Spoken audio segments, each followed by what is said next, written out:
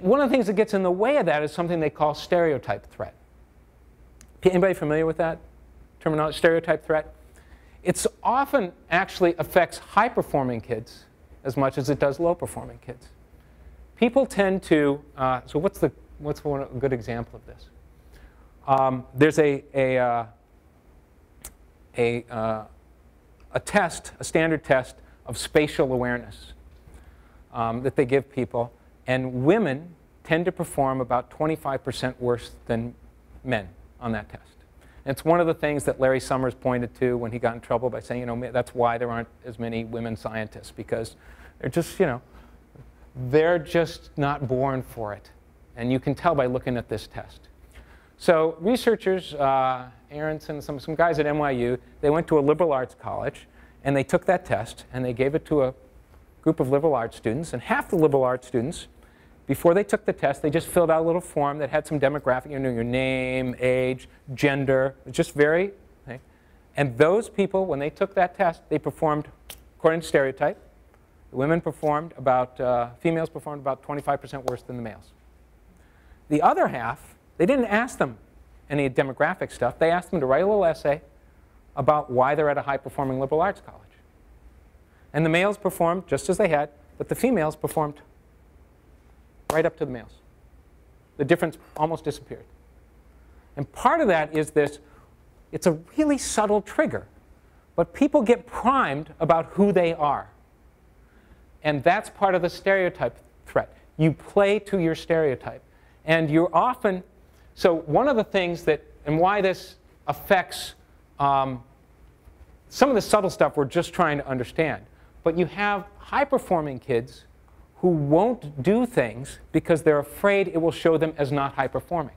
I'm afraid it's going to undermine my stereotype, my image as a successful person. So there's these really, you find a lot of these kids who are, you know, and they're often disappointed because they graduate top of their class, they've got straight A's, and they don't get into their Ivy League school of choice because they were boring. They took no risks because I'm going to maintain my, I don't want to risk my image. And there are people who are, so it often affects high-performing kids who won't do things because they're afraid. And low-performing kids, they identify, or you know, identify as part of the group, they will perform at that level. On the good side, and when you talk about, when you look at the literature on beating the odds, what about the kids who are in that stereotype group? They're not supposed to perform well, but they do. What is it about them?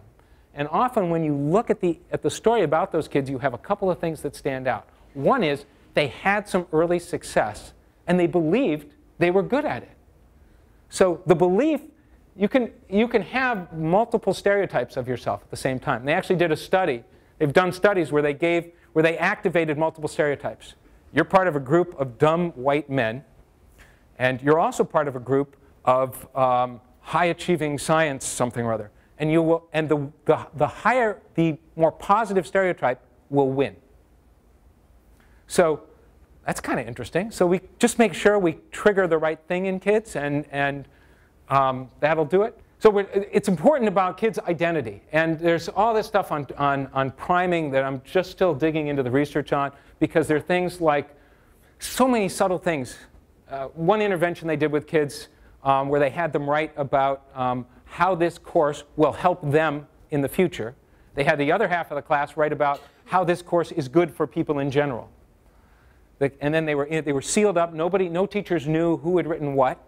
The kids who had written about how the course would help them personally performed 30% higher than the kids who'd just written generally about how this was a good course. So you had primed them. It's a very subtle thing. I primed them about who I am and what's going on here. And you see this stuff. Advertisers know how to do this stuff. You think about when you're selling your house, bake cookies, right? That's a priming thing. It's the same mechanism. You're priming somebody with a very subtle cue to put them in a place and an awareness, and then they tend to act on it. They did a very funky study. This is where they had people, before they went in to do a bid on something on eBay, they had people identify themselves by the last 2 digits of their Social Security number. So it's totally out of nowhere, right? if your last two digits were low, like 0.3, versus high, like 8.7, you spent less.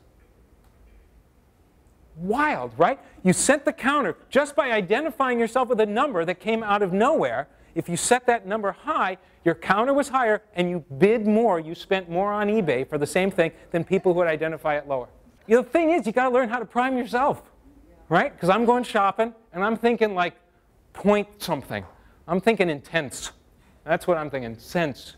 I'm all primed. It's got to be cheap. I'm going to make sure, right? That's why I'll do that. All right, anyway, priming.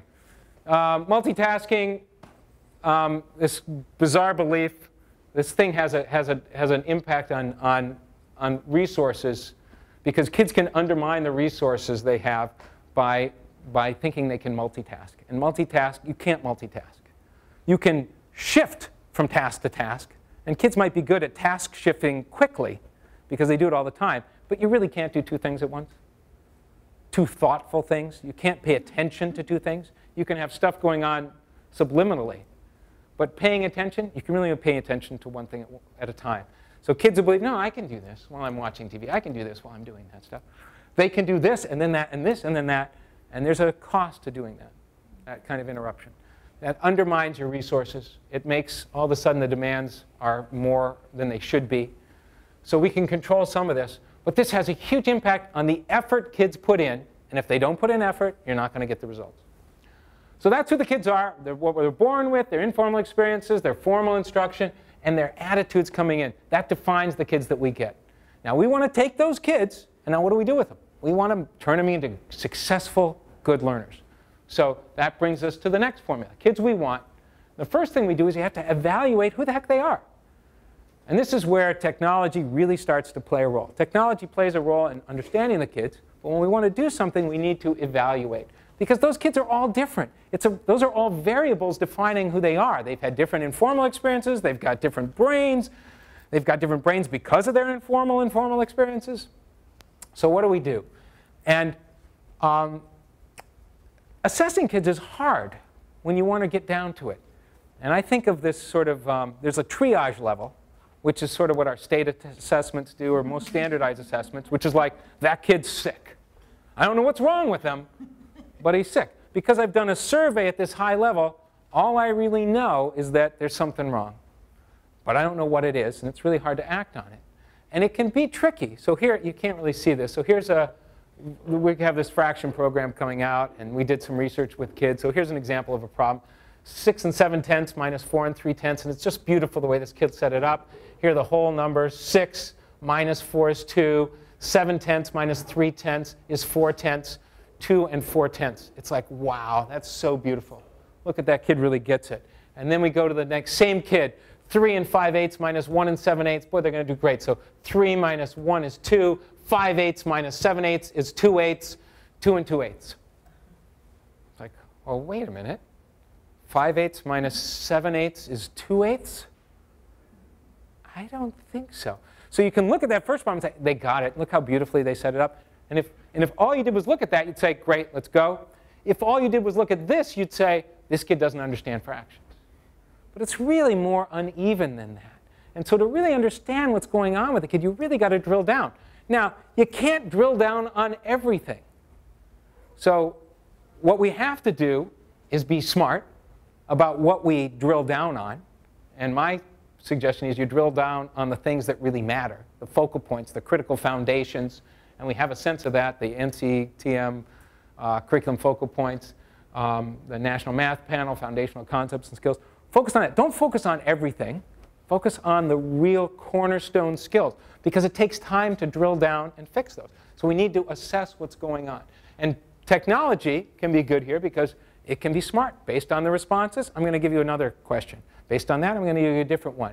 And begin to drill down to understand what's going on with this kid.